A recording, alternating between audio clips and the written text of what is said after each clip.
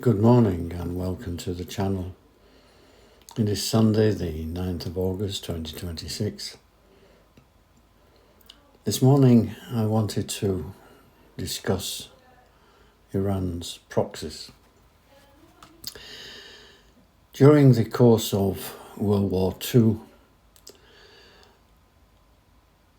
there was an axis of evil, if you like, which consisted of Germany, Japan and Italy, and some of their subsidiaries.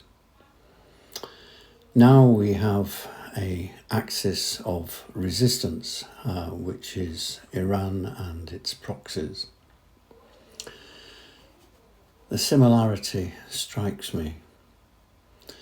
Iran's proxies, often referred to collectively as the axis of resistance, are a network of armed non-state groups and militias across the Middle East that Iran funds, trains, equips and coordinates through the IRGC Quds Force.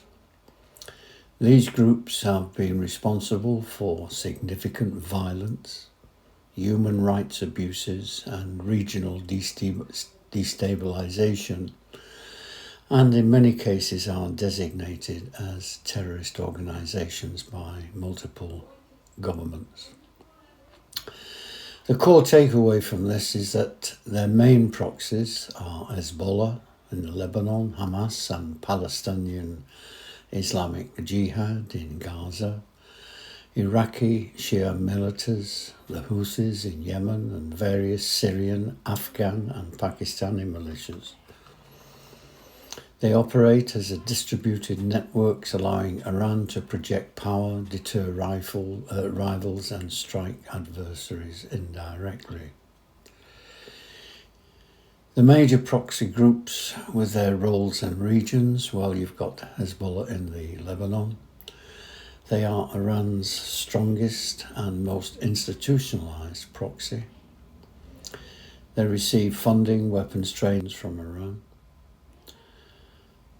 They have political power inside Lebanon and a huge arsenal of rockets and missiles. They frequently confront Israel and acts as Iran's forward deterrent. Hamas and Palestinian Islamic Jihad in Gaza. Sunni groups, but Iran supports them for strategic reasons, receive weapons, funding and training pipelines from Iran, used by Iran to pressure Israel and complicate US regional strategy. The Houthis, now called the Ansar Allah Houthis, shares a line movement heavily supported by Iran, known for missile and drone attacks on Saudi Arabia, the UAE and Red Sea shipping, which you will have seen recently escalated maritime attacks disrupting global trade routes. Iraq's Shia militias, they include groups such as, and I might pronounce this wrong, Kataib Hezbollah, Asaib Ahi al-Aq, Arakat al-Nujaba. These militias receive weapons, training and funding from Iran. They attack US forces, influence Iraqi politics and operate independently. Syrian pro-Iran militias. Iran supports or did support Assad's regime with militias and advisors. They include local Syrian units plus foreign fighters.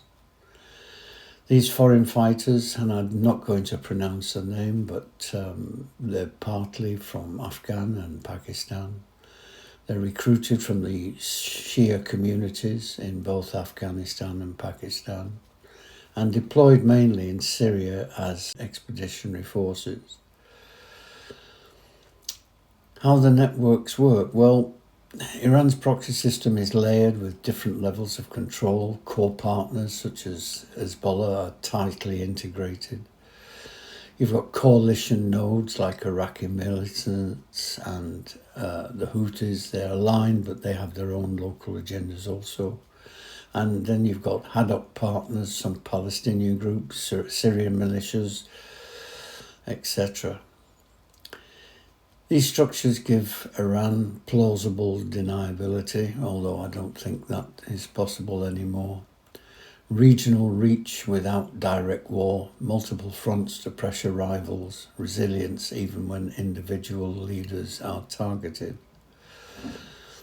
All these groups have been involved in violent conflict, civilian harm and regional destabilization. Many are designated terror organizations by the US, the European Union and other governments.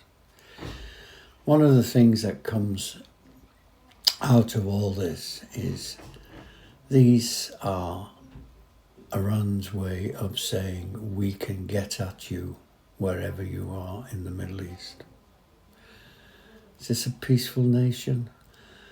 Well, I have nothing against the Iranian people. I think in the main they're extremely nice, but the leadership at the top, and especially the IRGC, they don't want peace. They just want control wherever they can get it. That's it for today. Thank you for watching. Thank you for listening. Talk to you again tomorrow.